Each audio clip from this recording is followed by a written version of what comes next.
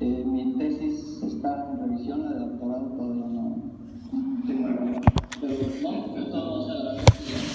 Creo que ya pasó lo más difícil, que es redactar la tesis. Y igualmente yo, como Gabriel Alejandro, les doy las gracias por estar aquí. Yo tengo la convicción de que, aunque fuéramos solamente dos, como dice Nacha Guevara, pues nos la podemos pasar bien, ¿no? Entonces, yo estoy convencido de que, en primer lugar, la filosofía es una reflexión en soledad y, en un segundo momento, que enriquece esa reflexión, pues se vuelve un evento público y puede ser entre dos o más personas. Y precisamente la tesis de doctorado plantea eso, que los seres humanos tenemos un poder sobre nosotros mismos, y esa parte de la tesis está inspirada en Nietzsche, en un libro que se llama La voluntad de poder. Y con Michel Foucault, la segunda parte de la tesis aborda el poder de las instituciones, que ya sabemos que es el tema de Foucault, y una de estas instituciones fuertes pues, es la escuela, ¿no? Ejerce sobre nosotros una fuerte presión. Yo acabo de sufrir una crisis con algo que le llaman en la UNAM el PRIDE, porque el año pasado y en anteriores, y ahorita con la cuota del círculo me lo recordé, me estaba alejando de la comunidad filosófica y de hecho también de mucha gente. Y entonces con el PRIDE me dicen, oye, pues debes participar con tus compañeros, ¿no? Entonces me reincorporo, vuelvo a la vida social, porque tiene incluso un costo económico, ¿no? No solo afectivo, de ver a nuestros viejos amigos, amigas, y esta otra parte que es pasear, ¿no? Que yo no conocía Chiapas, me emociona estar aquí. Un compañero que se acaba de salir, y parece ser que también la compañera Olimpia, manifiestan sus reservas respecto al subcomandante Marcos, pero habemos otros que pensamos que, si bien no tiene la estatura del Che Guevara, es bastante interesante que se haya subido al caballo y que sí haya tomado una zona aquí en Chiapas con las armas, ¿no? O sea, más allá de eso, pues creo que estuvo bien que hiciera al menos eso, y hizo presencia del problema de los indígenas, y estaba viendo fotos en donde ellos se manifiestan autónomos, y eso tiene que ver con Sartre. Sartre cree, hasta donde yo lo conozco, en el autogobierno, ¿no? O sea, para algunos estudiosos de Sartre es bastante anarquista, ¿sí? Entonces, cuando vi las posibilidades de insertar la ponencia en una mesa, me encontré con la palabra contemporáneo. Yo creo que Sartre es contemporáneo, y por muchas razones. Vi la definición de la palabra contemporáneo y dice que algo es contemporáneo cuando existe en el momento en el que la persona que está considerando a ese ser, a ese objeto, en este caso a este ser que es Sartre, existe al mismo tiempo. O sea, yo soy contemporáneo de Sartre porque cuando Sartre estaba vivo, yo estaba vivo, entonces.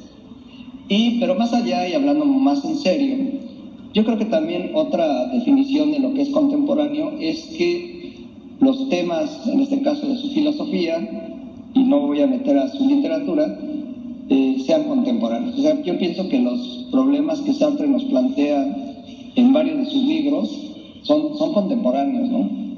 Y sí, hablando de poder, del primer tipo de poder, el tercer tipo de poder de la tercera parte de la tesis de doctorado es el poder del Estado, que obviamente me tuve que remitir a Marx. Entonces yo sostengo la existencia de un poder del individuo ante sí mismo en soledad, y para comprenderlo, yo con los antecedentes que tenía en las lecturas de Sartre, pues lo veo en el existencialismo, ¿no? O sea, el existencialismo nos ayuda a comprender el poder que tenemos respecto a nosotros mismos, y sobre todo si pensamos en el concepto de proyecto, ¿no? Si pensamos en el concepto de autenticidad, si pensamos en el concepto de responsabilidad, y obviamente Sartre es un filósofo de la libertad, si pensamos en el concepto de libertad. Todos estos conceptos y muchos otros, la náusea por ejemplo, son experiencias subjetivas que tenemos en soledad y sobre las cuales podemos tener un ejercicio de poder, ejercer nuestra voluntad de poder para sacar un destino o un camino a seguir como meta en nuestra vida, ¿no? Lo que experimentó Sartre, y lo dice en una frase muy bien, dice: la vida no tiene sentido. Sin embargo, estamos vivos y para justificar nuestra existencia, recuerden a Camus, la única pregunta importante para él que debe contestar la filosofía es: ¿debemos suicidarnos? Y la respuesta, puesto que él siguió vivo, Camus es autor de muchas obras, es: la verdad es una decisión tuya. Es decir, yo sí respeto y soy testigo de 2 suicidios, no que yo estuviera ahí, sino que yo abrí la puerta y vi a los individuos, una mujer, un hombre con la lengua negra y colgados del pecho. Lo que se siente ahí, cuando uno es testigo de una situación de vida y en este caso de muerte, es que debe uno respetar, es su vida, somos dueños de nuestra vida. Yo lo que siento, y por eso no me suicido, es que la vida, como dice la película Memorias de Antonia, la vida está para vivirse, no pase las tragedias que pasan y que se ven en la película, pero el sentido que le vamos a dar a nuestra vida, cada quien se lo da. La vida no tiene sentido, le dijeron a Juan Manuel Ponce, ¿no? Juan García Ponce, que cómo era posible que viviera en silla de ruedas, que por qué no se suicidaba, ¿no? ¿Qué sentido? La persona que le hizo el comentario grosero le dijo: ¿qué sentido tiene que sigas viviendo? Y él le contestó sartreanamente: la vida no tiene sentido, tú se lo das. Y para mí el sentido de la vida es escribir, y ahí encuentro mi felicidad. Y para eso no requiero piernas, requiero imaginación, ¿no? Una herramienta poderosísima que nos puede llevar a todos lados, ¿no? Para Sartre, entonces, lo esencial es la contingencia, dice en La náusea. Con eso quiero decir que la existencia no es necesaria, la hacemos necesaria. Es una voluntad de poder, diría yo, con Nietzsche. Existir es estar ahí simplemente. Los existentes aparecen, se dejan encontrar, pero nunca es posible deducirlos. Creo que hay quienes han comprendido esto, solo que han intentado superar esta contingencia inventando lo necesario. O sea, ahí hacen trampa, ¿no? Pero ningún ser es necesario. Puedo explicar la existencia, pero no puedo explicar la necesidad, porque la necesidad no existe. La contingencia no es una máscara, una apariencia que pueda disiparse. La existencia es lo absoluto. Es una gratuidad perfecta. Y ahí sigue la cita. No la leo completa para aprovechar voy a respetar los 20 minutos, en abordar otras partes.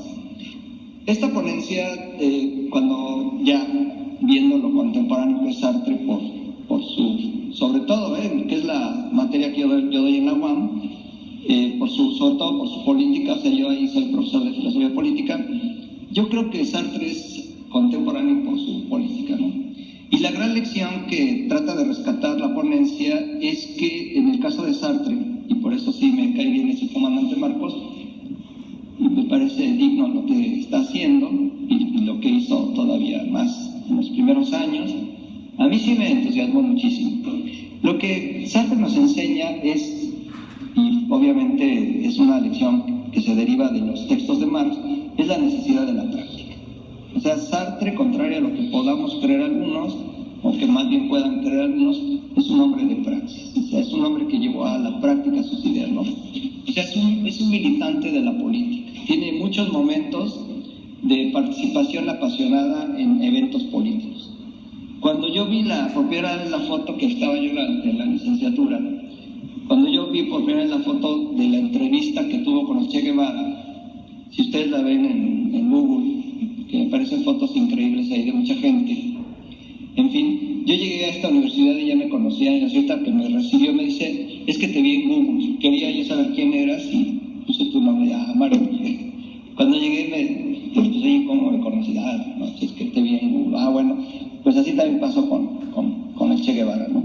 El punto es que esta foto a mí me impresionó porque una foto de Korda, no me sé los otros nombres, Korda. Me impresionó porque el Che Guevara se nota de una estatura mayor que Sartre, que físicamente sí lo era, ¿no? Pero es simbólica esa foto porque a mí me impactó. Tenía yo como 23 años, ahorita tengo 61, y desde entonces la conservo, está en mi celular, o sea, aquí en la portada de mi celular. Me está diciendo esa foto muchas cosas, pero a la que voy, o a lo que voy es a esto, a la importancia que tiene la práctica. O sea, el Che Guevara es un hombre de práctica, es un hombre pragmático, y obviamente en el caso de Che Guevara, y sobre todo otra vez volviendo a su comandante Marcos, también son hombres de teoría, o sea, sí tienen elementos teóricos. Me da mucho gusto decir y recordar, porque seguro sí lo saben, que hasta donde se ha investigado y Pausa. Espere usted un momento. Pausa. Espere usted un momento. Pausa. Espere usted un momento. Pausa. Espere usted un momento. Pero bueno, lo que trato de decir es que Sartre debe rescatarse como un hombre también de praxis, un hombre de práctica, y en este caso de militancia política específicamente, ¿no? Y eso sobre todo durante la Segunda Guerra Mundial. Él de alguna forma contribuyó en la lucha contra los alemanes cuando estaban presentes en Alemania, ¿no? Hay una cita en un texto que se llama La República del Silencio, que no quiero irme sin leérselas, que seguramente ya la han escuchado varios de ustedes, que para mí es muy importante estarla recordando año tras año y varias veces durante el año, porque precisamente al ser Sartre un filósofo de la libertad, al ser su filosofía una filosofía de la libertad, recordar esta cita nos hace entender que nos vamos a encontrar muchas situaciones que nos hacen difícil el ejercicio de la libertad, y él nos enseña en este libro, específicamente en esta cita textual, que a pesar de las peores circunstancias en las que se pueda estar viviendo, excepto estar siendo torturado o ya muerto, uno puede seguir luchando contra su libertad, ¿no? El día miércoles, en una clase en la UAM, alguien escribió en el pizarrón una frase de Virginia Woolf, que también, por cierto, se habló ese día de feminismo. Dijo Virginia Woolf que dice ella, esta es la cita, dice: podrán encadenarme, podrás torturarme, podrás encerrarme, podrás hacerme lo que quieras, incluso violarme, pero nunca vas a privar de la libertad de pensar. Y eso es lo que ella trató de hacer, y el efecto, el resultado de pensar lo tenemos en su libro, ¿no? Entonces, creo yo que Sartre vivió en la realidad el mensaje que él mismo escribió en 1944. Voy a leer la cita, está un poco larga, pero pues vale la pena recordarla en un lugar como es Chiapas, ¿no? Dice Sartre: jamás fuimos tan libres como bajo la ocupación alemana. A pesar de la presencia nazi, nos sentíamos libres. Y se acentuó esa libertad. Nunca habíamos sentido que éramos tan libres como bajo la ocupación alemana. Habíamos perdido todos nuestros derechos y ante todo el de hablar. Diariamente nos insultaban en la cara y debíamos callar. Nos deportaban en masa como trabajadores, como judíos, como prisioneros políticos. Por todas partes, en las paredes, en los diarios, en la pantalla, veíamos el inmundo y mustio rostro que nuestros opresores querían darnos a nosotros de nosotros mismos. A pesar de ello, éramos más libres, nos sentíamos más libres. La necesidad de lograr la libertad, que finalmente sí la lograron, Francia fue liberada y todo lo que ya sabemos gracias a las alianzas, etc. A pesar de todo ello, éramos más libres. Como el veneno nazi se deslizaba hasta nuestros pensamientos, justo era una conquista, la conquista de la libertad. Como una policía todopoderosa, procuraban constreñirnos al silencio. Entonces cada palabra se volvía preciosa. Entre más se quería callar a los franceses, más preciosas se volvían las palabras. Como una declaración de principios, cada palabra lo era. Como nos perseguían, cada uno de nuestros ademanes tenía el peso de un compromiso. Segundo a segundo vivíamos en su plenitud el sentido de esta frase trivial: todos los hombres son mortales, ¿no? Lo veíamos viendo los cadáveres, etcétera, ¿no? Y la elección que cada uno hacía de sí mismo era auténtica, puesto que la realizaba en presencia de la muerte, puesto que ella siempre habría podido expresarse bajo la forma antes muerto que. Y no me refiero a ese grupo escogido que formaron los verdaderos soldados de la resistencia, sino a todos los franceses que a todas horas del día y de la noche y durante 4 años dijeron, y lo pone con 2 letras mayúsculas, no. Y este no, que yo recuerde, también lo usaron los zapatistas, ¿no? O creo que era otra la palabra basta, pero bueno, era una palabra fuerte de hasta aquí, ¿no? La opresión, etc. Que de todos modos sabemos que sigue, ¿no? Me voy a saltar a las conclusiones y luego... hay un maestro, que fue mi maestro en el seminario del Capital, ahí en la Facultad de Filosofía y Letras, de que quiero rescatar una frase de un libro muy importante que se llama Los intelectuales y la política, en 1968. Es un libro que reúne lo que se publicó, sobre todo en una revista de la cual era director Sartre, que se llama Los Tiempos Modernos, que reúne lo que se publicó respecto a ese movimiento estudiantil. Me refiero a Bolívar Echeverría, ¿no? Bolívar Echeverría dice que la simpatía, y esto también hay que decirlo, muchos autores o muchas personas que leemos las obras de Sartre, pensamos que otra vertiente poco conocida de Sartre, o por lo menos callada, o sea, que se guarda silencio respecto a ella, porque muchas personas creen que ya está superado, lo cual yo no lo creo. Me refiero al marxismo. O sea, mucha gente ya no se vanagloria de ser marxista o qué sé yo. Y en el caso de Sartre, aparte de existencialista, también podemos llamarlo marxista. Lo que decimos de él es que es un marxista libertario, ¿no? Es un marxismo anarquista. O sea que también otra lección que nos da Sartre es que no debemos aceptar encajonarnos en una sola palabra, una sola ideología, una sola inclinación ideológica, ¿no? O sea, precisamente porque somos libres podemos probar ser ecléctico, ¿no? O sea, yo pienso que tomar lo mejor de donde se pueda y sacar todo el provecho que sea posible. Bolívar Echeverría dice de Sartre que reconoce que el comunismo, y en particular el Partido Comunista, en aquel entonces se estaba refiriendo al Partido Comunista francés, es indiscutiblemente el partido de la clase obrera. En México no hay Partido Comunista, entonces habría que buscar lo más parecido, ¿no? Lo que más se hace.